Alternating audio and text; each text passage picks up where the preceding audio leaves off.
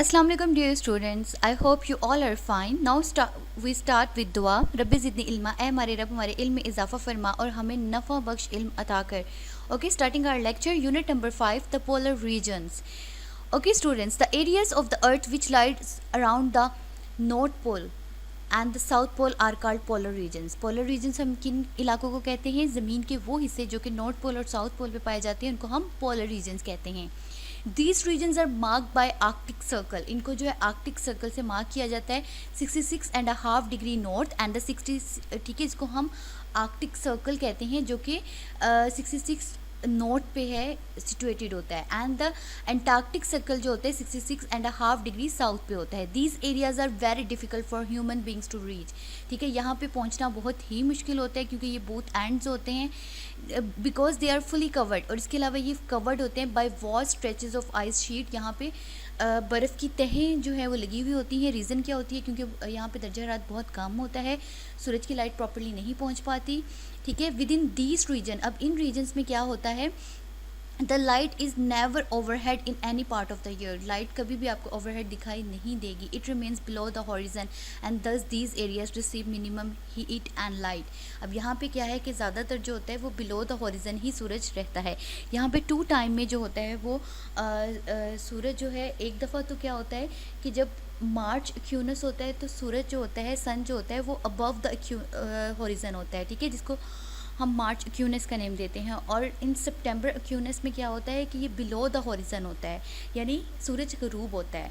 अब यहाँ पे 24 आवर्स के डेज़ होते हैं, 24 आवर्स की नाइट होती है. ठीक है, they are commonly known as the land of the midnight sun. और इसको हम इसीलिए मिड नाइट सन की ज़मीन कहते हैं. North pole. Within these region winters are very long and very severe. बहुत लंबे होते हैं और शदीद होते हैं. Summers are cool and breeze. गर्मियों में जो क्या होता है ठंडे होते हैं.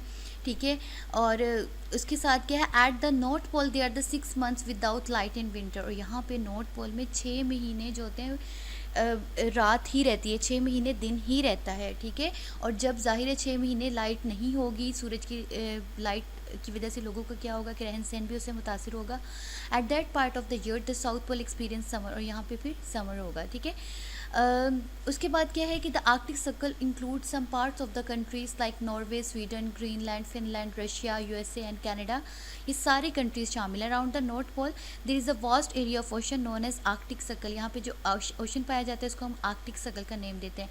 It is an extensive area of ice. यहाँ पे आइस बहुत ज़्यादा होती है. ठीक है, with no trees at all.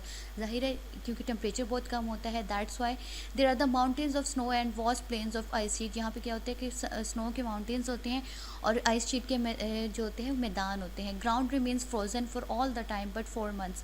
और 4 महीने के लिए तो ग्राउंड बिल्कुल ही फ्रोजन रहता है. और गर्मियों में भी यहाँ पे जो टेम्परेचर होता है वो 0 डिग्री होता है.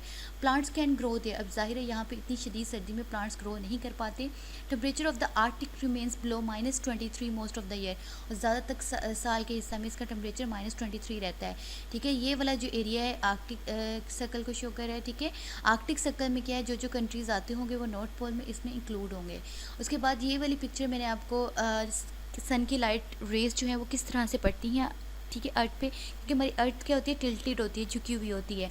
अब देखें ये जो एरियाज़ हैं that is the equator. Equator divides our earth into 2 equal parts. If we go from equator 90 degree angle to the above. ठीक है, अबव ऊपर की तरफ जाते हैं हम तो ये नॉर्थ पोल को शो करता है. अगर हम यहाँ से 90 डिग्री बिलो जाते हैं तो ये साउथ पोल को शो करता है. ठीक है, अब यहाँ पे देखिए सन की लाइट्स एक जैसी नहीं पड़ रही हैं. यहाँ पे जो एरिया है यहाँ पे सन की लाइट डायरेक्ट पड़ी है. यहाँ पे शदीद गर्मी होती है, यहाँ पे टेम्परेट होता है यहाँ पे.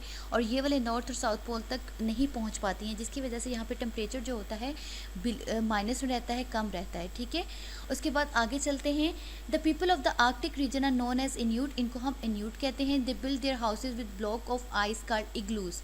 ठीक है, और ये जो घर बनाते हैं उनको इग्लूस कहते हैं. और इसके साथ ये आइस के साथ जो ब्लॉक्स के साथ, क्योंकि वो वहाँ पे फिर गर्म रहते हैं. They make their live livelihood from the hunting of animals and fishing. क्योंकि वहाँ पे टेम्परेचर बहुत कम होता है, वेजिटेबल्स ग्रो नहीं कर पाती, फ्रूट्स ग्रो नहीं कर पाते. तो दैट्स वाई ज़्यादातर वो क्या करते हैं, जानवरों का शिकार करते हैं, फिशिंग करते हैं. वेपन्स यूज़ बाय इन्यूट्स जो यूज़ करते हैं, गन्स होती हैं, हारपून्स. हारपून्स बेसिकली क्या होता है कि मछली का शिकार करने वाला कांटा होता है. रेंडीर इज़ एनिमल. रेंडीर वो एनिमल है which is mostly found in Arctic और नॉर्थ पोलर रीजन्स में पाया जाता है. पाइथिस यानी वो पर्सन था जिसने एक्सप्लोर किया था इस रीजन को 325 BC बिफोर क्रिस्ट। अब हम चलते हैं अपने होमवर्क टास्क की तरफ। Question number 1, what is the latitude of Arctic circle. आपने बताना है आर्कटिक सर्कल का लैटिट्यूड कितना है। Question number 2, what is the latitude of Antarctic circle का आपने बताना है। क्वेश्चन नंबर 3 है, which areas are known as the land of midnight. किन एरियाज़ को हम लैंड ऑफ मिडनाइट कहते हैं।